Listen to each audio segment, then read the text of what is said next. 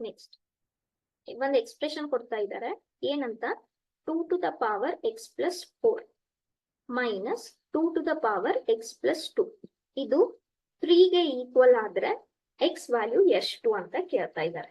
ಸರಿನಾ?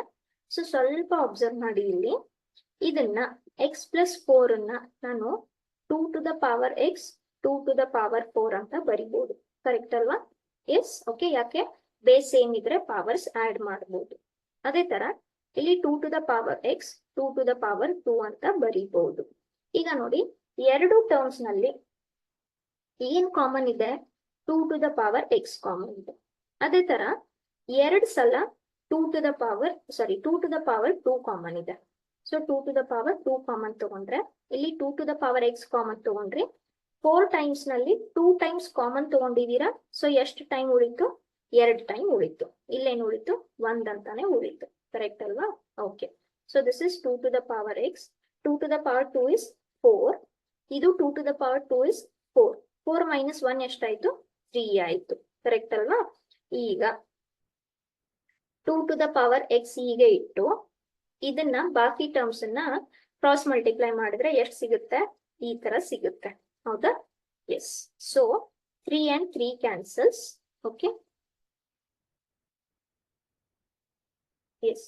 ಸೊ ಏನು ಉಳಿತು ಇವಾಗ? 2 to the power x 1/4 ಉಳಿತು. ಓಕೆ. ಮೈನಸ್ ಇತ್ತ ಪ್ಲಸ್ ಇತ್ತ? ಒಂದ್ ಸೆಕೆಂಡ್.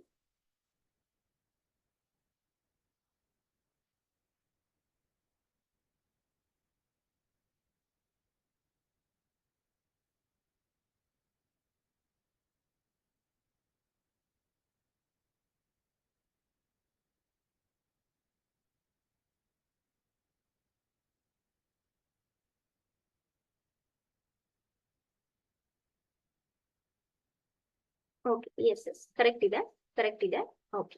ಸೊ ಇವಾಗ 2 to the power x equals to 1/4 ಇಳಿತು. ಯಾವುದು? ಇದು ಕ್ರಾಸ್ ಮಲ್ಟಿಪ್ಲೈ ಮಾಡಾದ್ಮೇಲೆ. ಈಗ ನೋಡಿ, 1/4 ಅನ್ನ ನಾನು ಹೇಗ್ ಬರಿಬಹುದು? 1/2² ಅಂತ ಬರಿಬಹುದು. ಕರೆಕ್ಟ್ ಅಲ್ವಾ?